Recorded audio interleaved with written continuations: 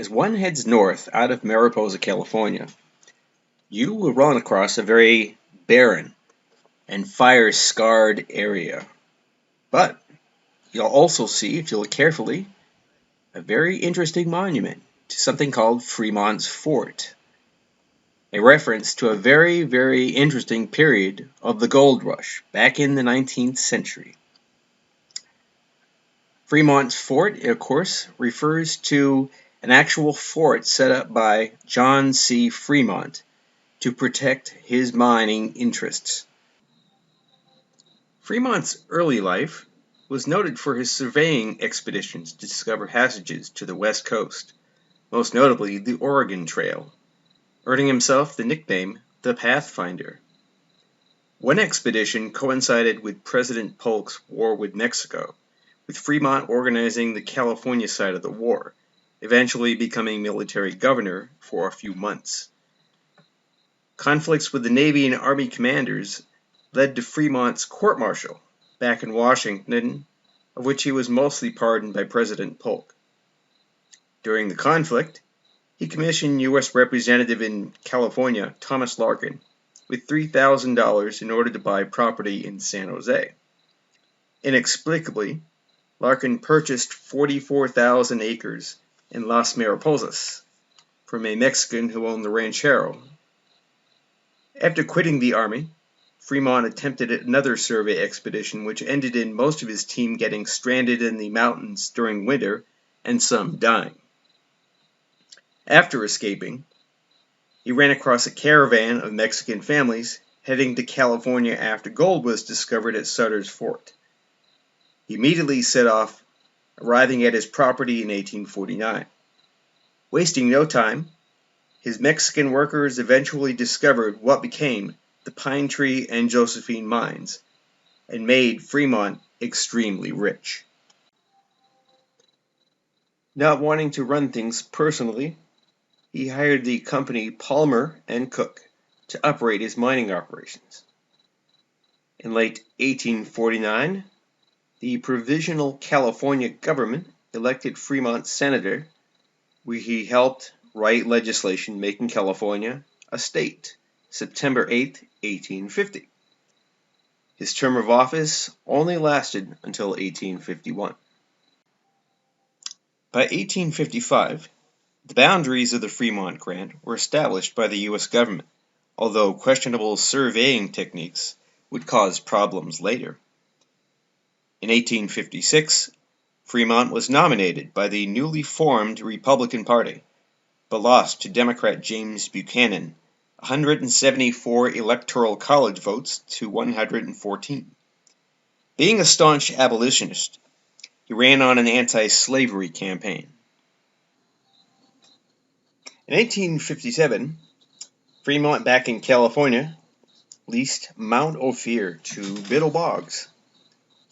When the Merced Mining Company had already invested $800,000 in equipment, mining, processing, etc. The equivalent today would be $22,570,000. Needless to say, they were kind of pissed and took him to court.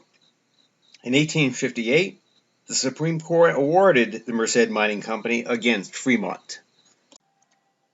Emboldened, a group of 50 to 60 formed the Hornitos League in order to claim jump Fremont's mines. The miners, despite being outgunned 3-1, held off the claim jumpers for 5 days in the Pine Tree mine until the sheriff arrived, read the riot act, and arrested the ringleaders. Fremont responded by constructing a fort to control access. This was not the end of his troubles, however. Legal battles would soon consume a considerable amount of the fortune that allowed Fremont and his wife Jessie to live an opulent lifestyle. Not to mention policing his vast estate from squatters, flooding into the area proved impossible. In 1860, with the firing on Fort Sumter by the Confederates and the beginning of the Civil War, Fremont enlisted, was made a major general, and put in charge of the Western Division along the Mississippi River.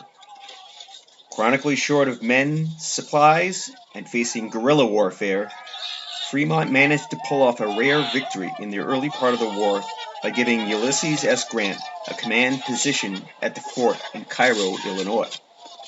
However, by issuing an emancipation proclamation freeing slaves in Missouri without consulting Washington, D.C., and refusing to comply with a direct order from Abraham Lincoln, Fremont was relieved of his command and transferred to Virginia, where he lost to Stonewall Jackson. In 1862, he was relieved of command and moved to New York, quitting the Army in 1864. On January 12, 1863, Fremont sold his Mariposa grant and mining operation to New York banker Morris Ketchum for $6,562,500, netting a cool million or $2 million in the process. Following the Civil War, Fremont used his wealth to invest in several railroads. The largest, the Pacific Railroad, went bankrupt.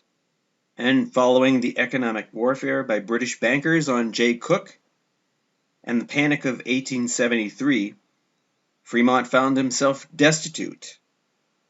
After selling off most of their possessions, the couple managed to stay afloat thanks to the writing skills of his wife, Jessie. From 1878 to 1881, Fremont served as governor of the Arizona Territory. In 1890, he was reappointed Major General and retired, allowing him to earn a pension. A few months later, Fremont passed away from peritonitis. Back at the mine, due to mismanagement by the new mine owners, production declined with infrequent mining from 1875 to 1900. Regular production occurred from 1900 to 1915. Mining began in 1933 to 1944, and no mining has occurred since. Between 1933 and 1944, 71,000 ounces of gold were mined, worth $2.5 million.